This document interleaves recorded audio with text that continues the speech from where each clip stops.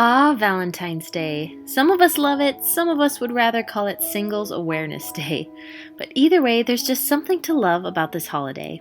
But have you ever wondered, how did there come to be a holiday all about love? Why do we give each other flowers and chocolates as Valentine's Day gifts? The answer might actually surprise you. Hey lunatics, it's Lady Luna, and today you may be shocked to hear all about the multiple different holidays that contributed to the holiday of Valentine's Day that we celebrate in our modern age. If you're new to this channel, my name is Lady Luna, and I love making videos on all sorts of mystical, magical, and metaphysical topics. So be sure to subscribe and hit the bell if you're into those things. So the first holiday that led to the creation of Valentine's Day was the pagan holiday called Lupercalia. This was an ancient Roman celebration that was observed from February 13th through 15th. On this day, it was tradition for villagers to sacrifice a dog or a goat, make whips from the hide, and then the men would chase the women around trying to whip them. This was actually viewed as fun and flirty, not as a violent activity. This is because the maidens were actually trying to catch a whip from a strapping young man, indicating that she would be blessed with fertility. In many ways, this holiday was a festival of fertility. Now, I know what many of you may be thinking, but doesn't Valentine's Day come from Saint Valentine? Yes, but he actually does have a connection with Lupercalia as well. If you don't already know who Saint Valentine was, his story is a very sweet but tragic one. During the 3rd century AD, the Roman Emperor Claudius II wanted soldiers who were more ready and willing to fight in battle, but too many were married or in love and didn't want to leave their loved ones. So Claudius decided to ban marriage. A priest named Valentine decided to help young couples by marrying them in secret because he disagreed with such persecution. Unfortunately, Saint Valentine was caught and executed for breaking the law. So terrible. But the legacy of Saint Valentine spread far and wide and was admired by many. Valentine's memory was upheld so respectfully that the Catholic Church decided to make it a holiday.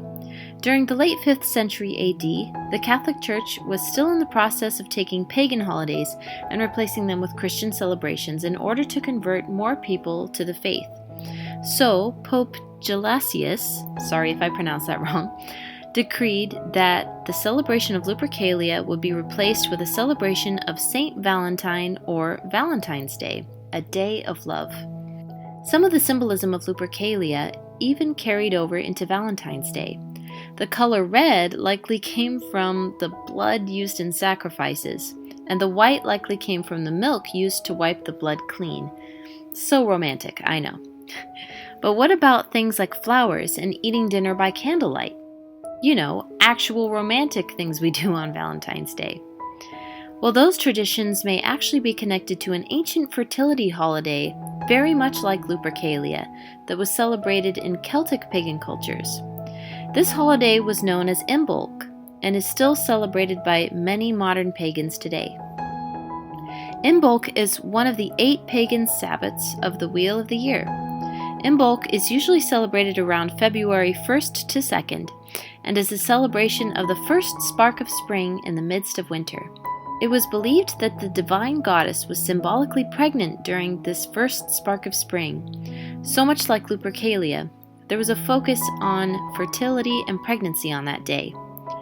The Wheel of the Year is all about anticipating the return of the sun's warmth and light, so a common way to celebrate Imbolc was the lighting of candles. Some common candle traditions during Imbolc included carrying a wreath topped with lit candles to symbolize the sun, or dripping candle wax into a bowl of water and observing the shape of the wax as a form of divination. A common decoration of Imbolc was flowers, as they represent both fertility and the first sign that spring is on its way. So that's where we get the connection of flowers and candlelight for Valentine's Day. One defining symbol of Imbolc is Bridget's cross, which is associated with Bridget of Kildare, who was one of the patron saints of Ireland. There is even a Christian European holiday that was celebrated around the time of Imbolc and is called Candlemas.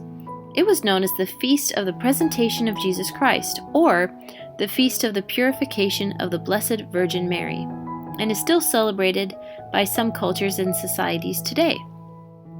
Since Mary was greatly venerated during this holiday for her purity and pregnancy of Jesus Christ, it's easy to see how it connects with traditions of Imbolc. Other traditions of Candlemas are usually quite similar to Imbolc as well, such as lighting candles, singing, and feasting.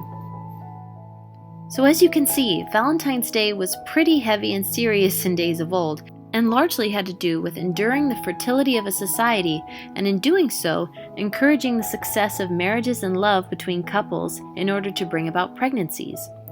A bit different from how we look at it today, but in times when people didn't live nearly as long, we can see why getting married and having more children when you could was so important to them.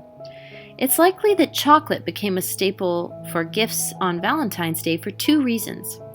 One, it's a natural aphrodisiac, and two, the candy companies hop on any opportunity to sell more candy, especially on holidays, of course.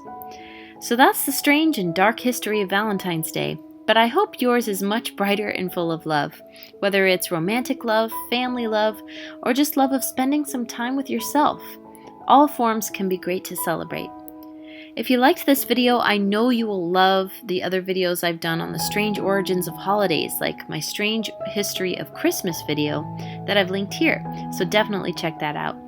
Also, leave a big old like and subscribe. If you made it this far, be sure to comment the secret word of the day, which is roses.